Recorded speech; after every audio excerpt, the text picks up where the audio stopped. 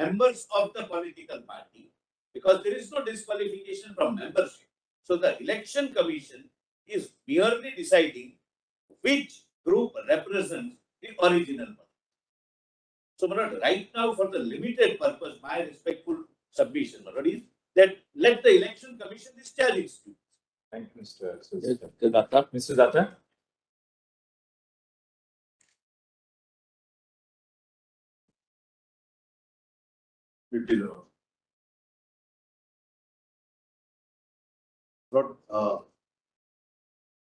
My submission is earlier that the functioning of the election commission is completely different and independent from the role of the speaker in the scope of the 10th schedule. In fact, Lordship sees the 10th schedule. The heading refers to C Articles 102 and 191. Let us first go to that. Lordship just takes 10th schedule.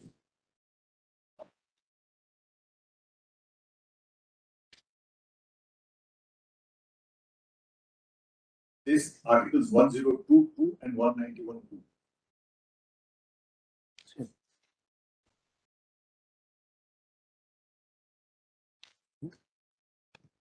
Yes. And Lord, since we are referring to a state assembly, I will confine myself to Article 191. So, Lordship, Lord, I want to show the constitutional provisions and the statutory provisions which show that the Election Commission's role under the Representation of People Act 1951 is completely independent and completely different from what happens in the 10th schedule. If your Lordship now comes to 191 of the Constitution,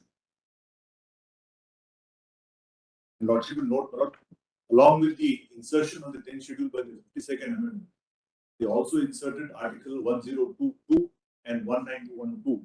And if your Lordship sees 191.2, a person shall be disqualified from being a member of the Legislative Assembly or Legislative Council of a state if he is so disqualified under the 10th schedule. Now, please come to 191.1a. The Lordship kindly sees, person shall be disqualified from being chosen and for being a member. So, my Lord, there are two types of disqualifications. A threshold disqualification, where you can't even become a member. And during the second, during. But in the company law, they use they say disqualification and vacation. You become a director, then you vacate the office. So when we say disqualification for being, it actually means disqualification from continuing as a member of the house. Now, Lordship will just see A, if he holds any office of profit, B, if he's of unsound mind, C, if he's an undischarged insolvent, and C, D, if he's not a citizen of India and has voluntarily acquired citizenships, etc. And E, if he's so disqualified under any law by or any law made by Parliament. The Lordship will find that there are 4 constitutional disqualifications, which is A, B, C, D. The 5th constitutional disqualification is 192 to 191.2. And if your Lordship sees what is 191.1e, if he is so disqualified or under any law made by Parliament, Lordship has to look at the Representation of People Act 1951.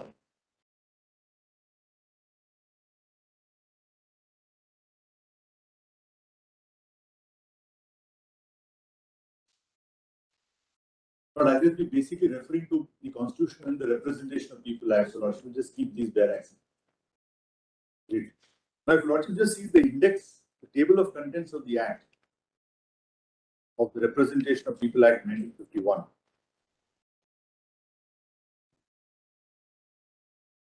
My Lord will find that as far as the Representation of People Act is concerned, please see the table of contents, the index will give you also the architecture of the Act. Chapter 1 and 2 talk of qualifications. And my Lord will kindly notice that chapter 3 and 4 deal with disqualification.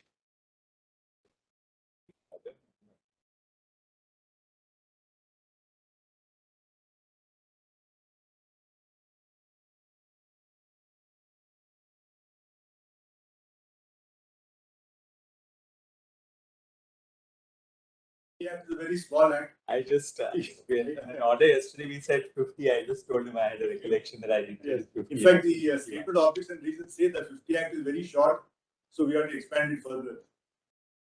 Yes. So, Lordship will kindly come to chapter 3, just the headings. definition, disqualification for conviction, disqualification ground of corrupt practices, disqualification, etc., etc. And chapter 4 is disqualification from voting, where you are a member but you can't vote.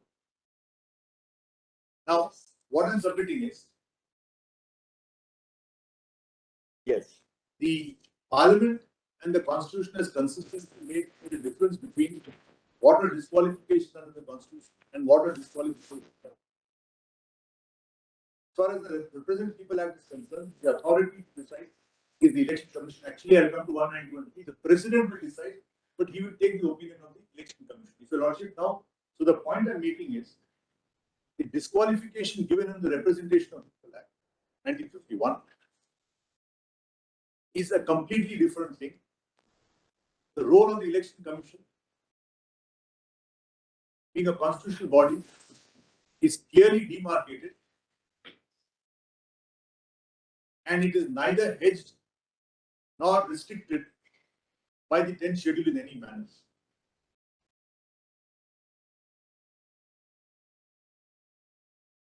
If your Lordship now comes back to 191, the next section 192, Article 192.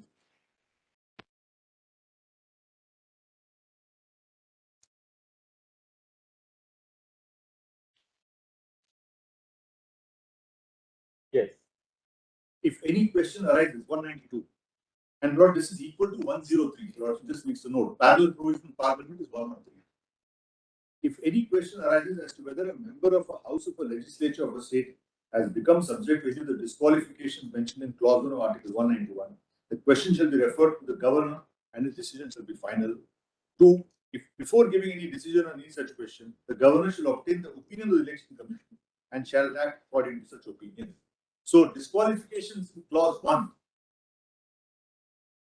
there are constitutional disqualifications plus under the Act. These are decided by the governor, but he will take the opinion of the Election Commission. Now, yeah, and Lordship will kindly note the governor shall obtain the opinion of the Election Commission. So he has to. So the Act very clearly demarcates the role of the Election Commission as quite distinct, separate, and the parameters are prescribed. Now let's go to the 10th schedule.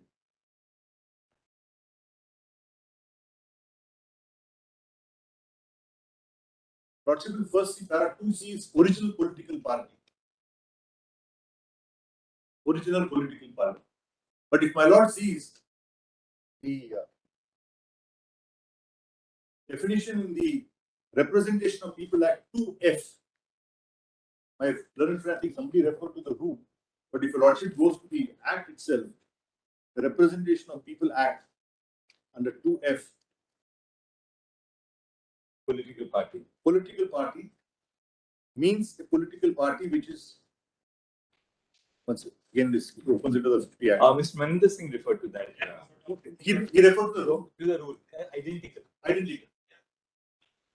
Simple order. Yes, I think in the simple order it's 2H and here it is 2F. But the point I'm making is the purpose. 2H. Yeah, 2H in the rules, 2F in the 2F corresponds to 2H. Now, it talks of political party means an association or body of individual citizens of India registered with the Election Commission as a political party under section 29 capital A. And just see 29 capital A for a minute. Registration with the Election Commission of associations and bodies as political parties. So Lordship will see, my Lord, it's not necessary to be a society or a trust. It can just be what we call an income tax, an AOP, or a body of individuals. The association of body of individual citizens, calling itself a political party and intending to avail itself of the provisions of this part, shall make an application to the Election Commission for its registration as a political party. Now, my Lord, my humble submission is the need to call, when you talk of original political party, that means there is something which is original and something which has come later. That must be because of the provisions of para 3, where a group of people could split and form a separate party. So that would perhaps be the reason why they use the word original political party, which means the political party contemplated and registered under section 29A That could be the original political party. And para 3, where they say that if more than 1/3 people split, they could sit as a separate member. And in fact, the 91st Amendment says that this bulk defection is causing harm, and therefore they decided to do away with para 3 completely. So my submission is original political party must be understood to be, the 2F led by 29A party.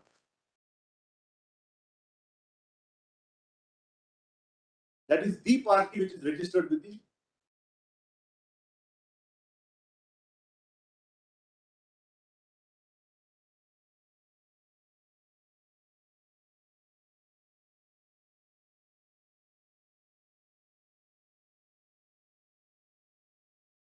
for the purpose of anti-defection.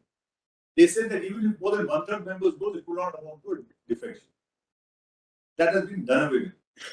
So now basically original political party will now be relevant only in the context of merger, which I will come to later. But for the purpose of us, that's the meaning of original political party. Now what is legislature party? Legislature party means, if Lordship sees the constitution.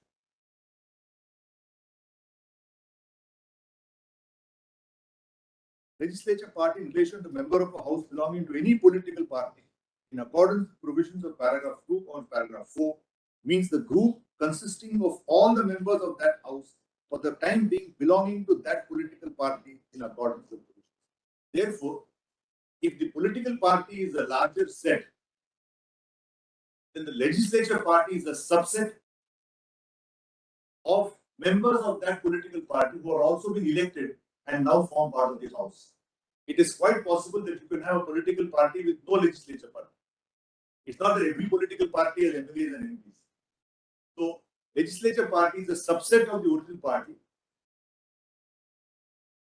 That is, every legislature member, every member of the legislature party will necessarily be a member of the political party. This is the. Now, coming to the role. Now, what is the question here? As Malad just put it, the batting order. Suppose there is a case of a split in the house in this particular case. But I am arguing a case independent of any kind of, as a general principle of law, what is the role of election commission?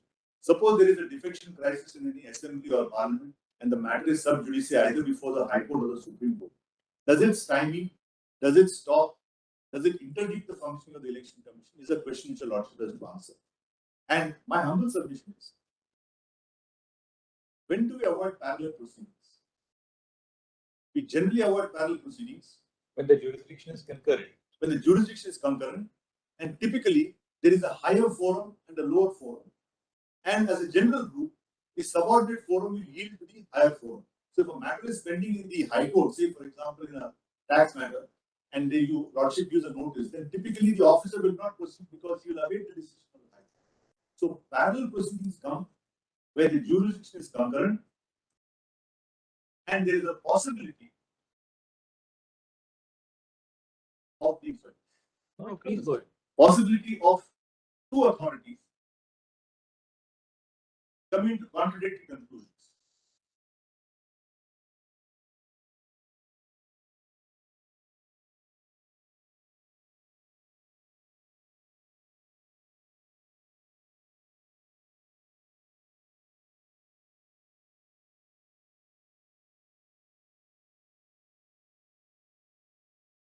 The second point I would request the lordship to kindly consider. 10th schedule is legislature or member specific. Regulation 15, para 15 of the symbol order is party specific.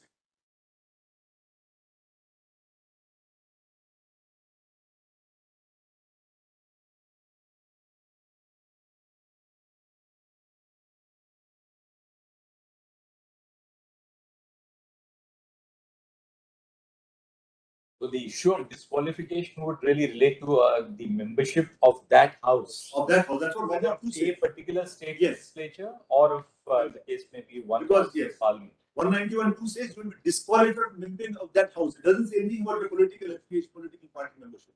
Para 15 is really agnostic on yes. the legislature because yes. That is irrespective of whether there is or there is not any disqualification. In fact, I mentioned that political party may not have any member of a particular house also. or it may have members. So what we are concerned is, now if your lordship sees the what I call the structure of a 10 schedule, first one is definition, 2 is the substantive, what is disqualification, 3 and 4 are exemptions to that disqualification, that is 1/3 member and merger. So 2 is the bar, the disqualification, 3 and 4 are exceptions. 5 is also an exception where it says that if you're a speaker, it's very unique for a speaker, if he gives up his membership, then when he comes back, he doesn't get disqualified. 6 is the procedure, which came up for consideration in Kyoto Hall. And 7 are the rules. So if a lordship kindly sees, every para in the 10th schedule refers to the disqualification of a particular member. The lordship, para 2A, for example. Here is a case where 2A of the 10th schedule.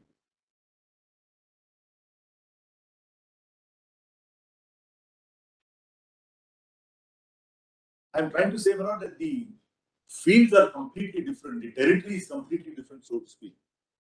Manoj kindly comes to 2-1A.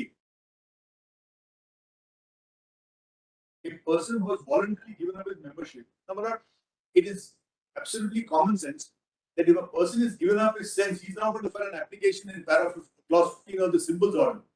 People who come for the symbols order are saying, look, we are in this party, the rival group is in this party, please decide who's the real party. So 2-1A will never apply. What is 2-1B? You violate the whip. So the role of disqualification is basically a person who gets elected on a particular ticket, then leaves the party and comes to it, then you get disqualified. The only point really, Mr. Datar, is that the issue of giving up the membership of a political party within the meaning of 2-1A Yes. is not confined to your activities within the House. Yes. In my submission, Lord, I would submit that will partly depend on, because what I'm submitting is, if a Because lordship voluntarily giving up the membership of a political party is not confined to what you do within the folds of the House. Unlike 2-1B, which is votes or abstains from voting in the House. Yes. But 2-1A is much broader. True. Voluntarily gives up membership of a political No, party. no, I'm sorry.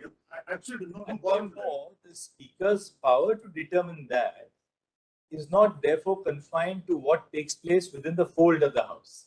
Lordship will see there are case laws which say, what is the meaning of voluntarily giving up membership? There are judgments which say, if a particular member of party X has attended all the meetings of party Y, he has participated in the functions of party Y, then has he given up his party or not? So in some cases they say, yes, it's amongst giving up membership. But that's really outside the scope of this reference. That's why I did. So if you say voluntary, Lordship is right. That's why under clause 6, the speaker is called upon to say that Mr. X, he attended the rallies of this party. But the reported judgments are there, I can circulate them. He attended the rallies of this party. He attended the meetings of this party. He was seen in this particular party. The Supreme Court has said no, but his name is still continuing in the register of members, therefore he has not given up. In 2 cases, they said this itself indicates that he has given up his membership. So is it a, I mean, it can be impliedly giving up also, physically actually giving up also. But what I'm submitting is, but one thing is very clear that 2-1A as well as 2-1B is member specific. member specific. 15 is not in that sense member specific. It deals with a faction as to whether a particular faction represents a political party. Now, Lordship will come. It refers to a collective group as to whether that represents a political party. Now, Lordship will come. Yes.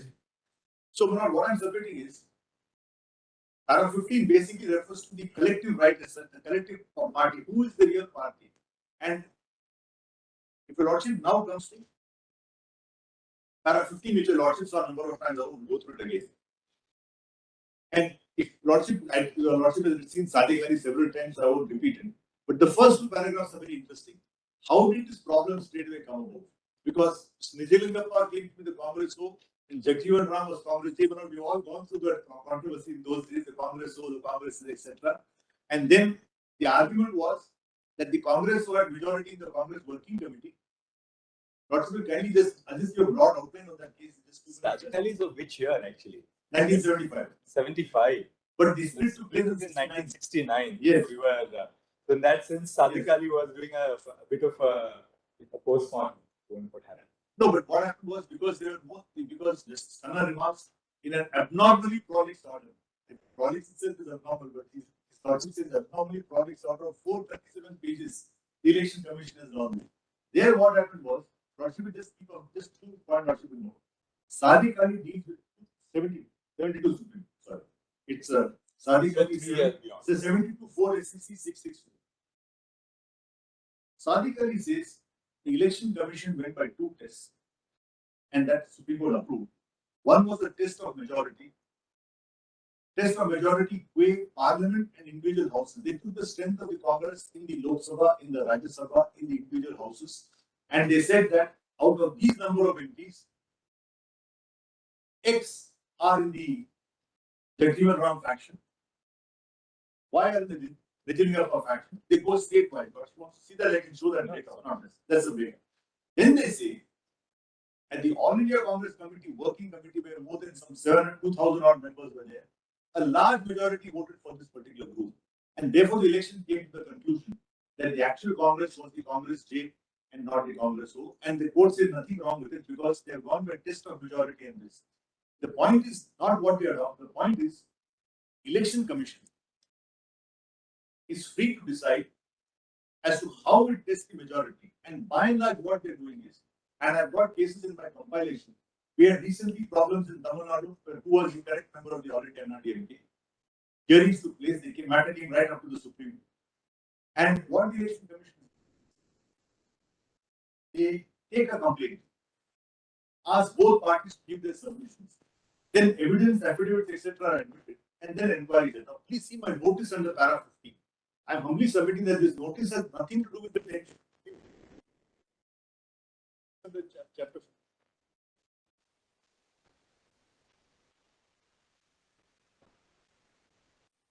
Lordship will kindly see out. Yeah, please see the page. Please see my notice page. No. The notice section 15 notice. 44, page 44. Yeah. Lordship will see para 40, page 44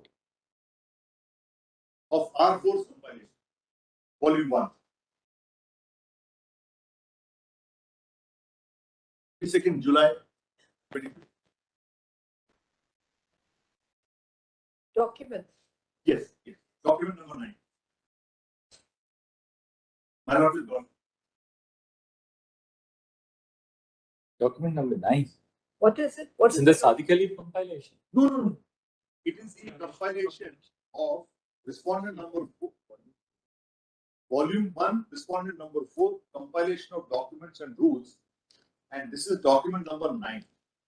Notice Yes. of 22nd. 22nd, your my lord is right. 22/7/2022. Page number? Page 44. So the pages are coming at the bottom. Yeah, we have got total 118 page. Yes.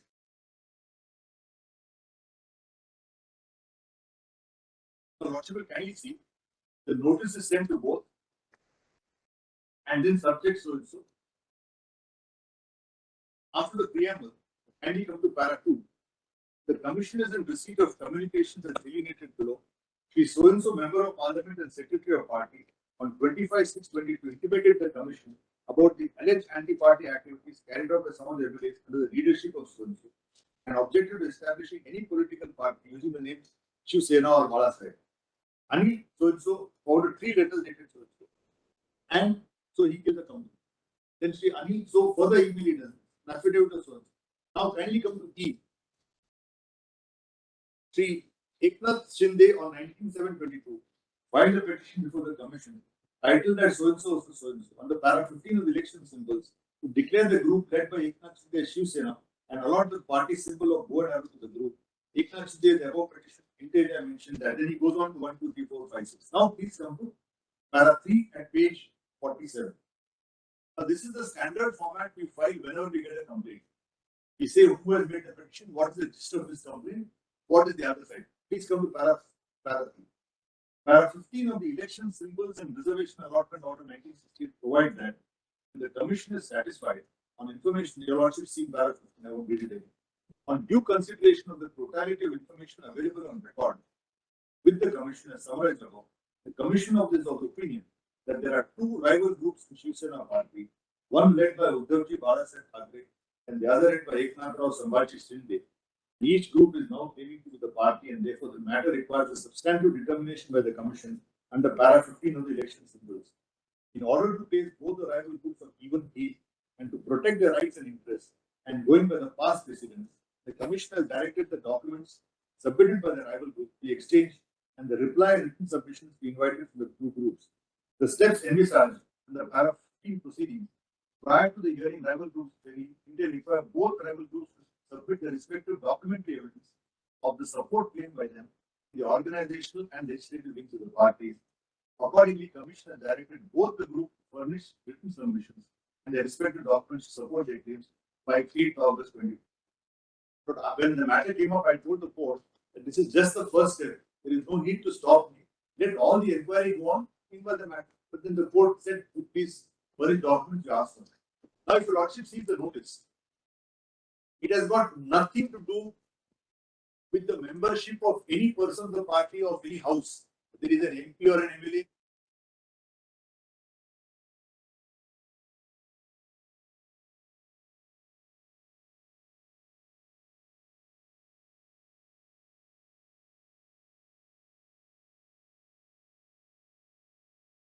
Nothing. Secondly, my lord, by submitting this application by respective sites, none of the provisions of 10th schedule are attracted. Because 10th schedule disqualification is limited to 218, 21B.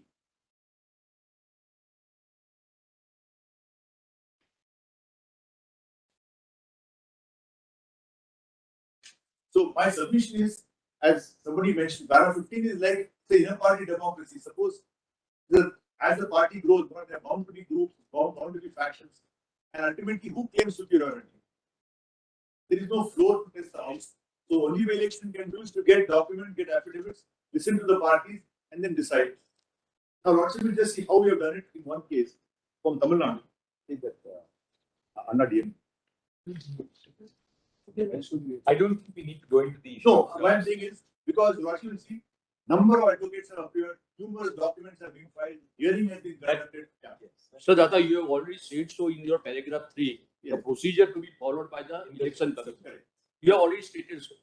Thank you, Mr. So Datar. my humble submission is not only in this case, but as a general rule, my humble submission is whatever happens on the floor of any particular house of parliament, that will be completely independent. It will not impact the functioning of the election commission in any case at all.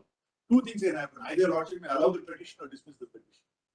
The result of the para 15 order will be completely independent of that. Whether a person is disqualified or not disqualified. He doesn't cease to be a member of the political party. And we have to go by the majority of the members of the political party, not of the legislature party. The impact of friends will be on the legislature party, but not on the political. Yes. Thank you. Thank you, Mr. Datar. Yes, Mr. My friend is right.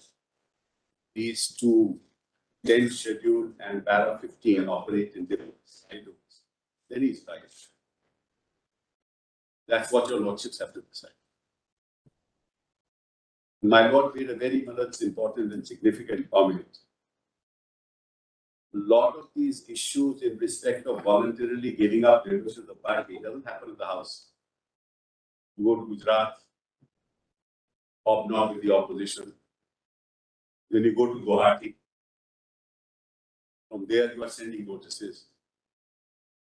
Then you accompany the leadership of the BJP to the governor. All this is not within the house. All this is outside the house.